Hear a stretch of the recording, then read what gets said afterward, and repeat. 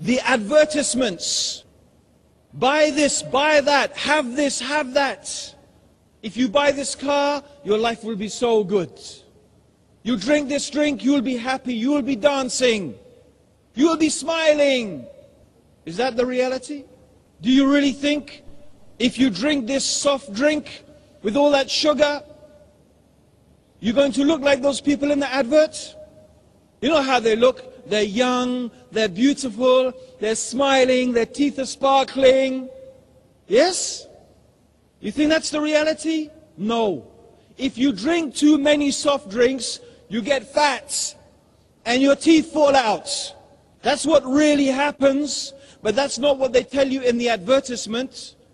Buy this car, have this holiday, and you will be so happy. And oh yes, we're all fooled.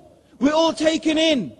And so now we're so busy, all of us running to see how much money we can accumulate. Let's look at some of the superstars, the idols, the ones they set as an example.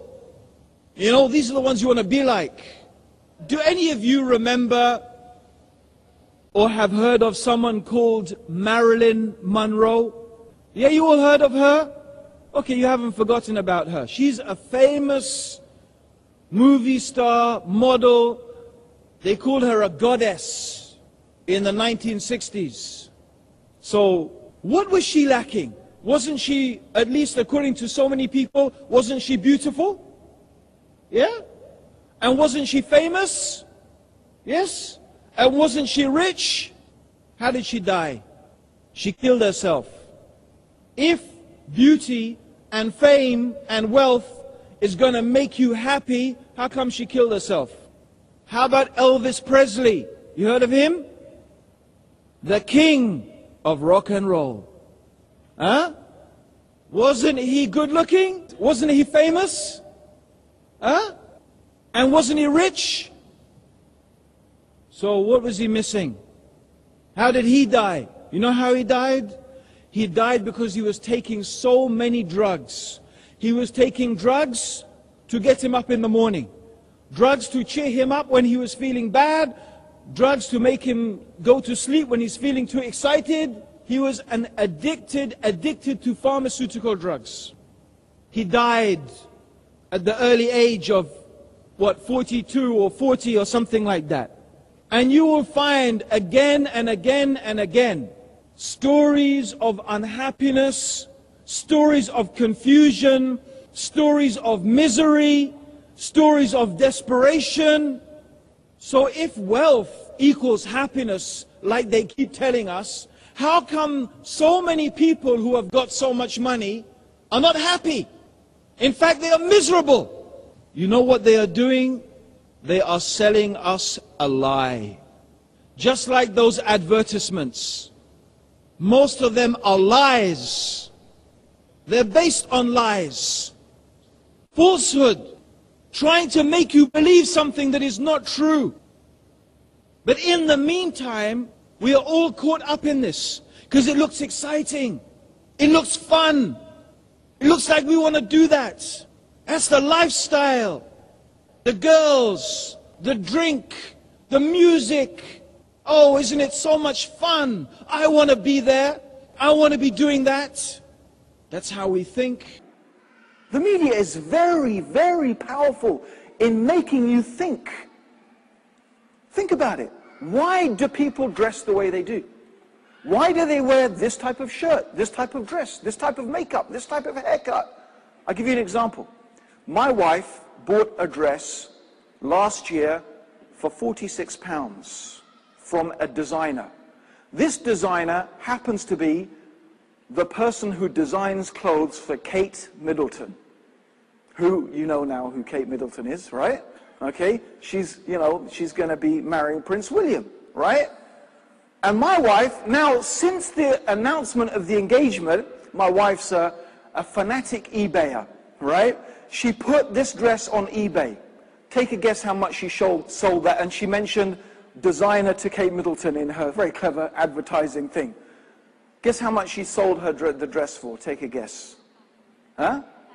No, not that much. But she doubled it. It's 100, no, more than doubled it. 146 pounds. That's just, so think about it.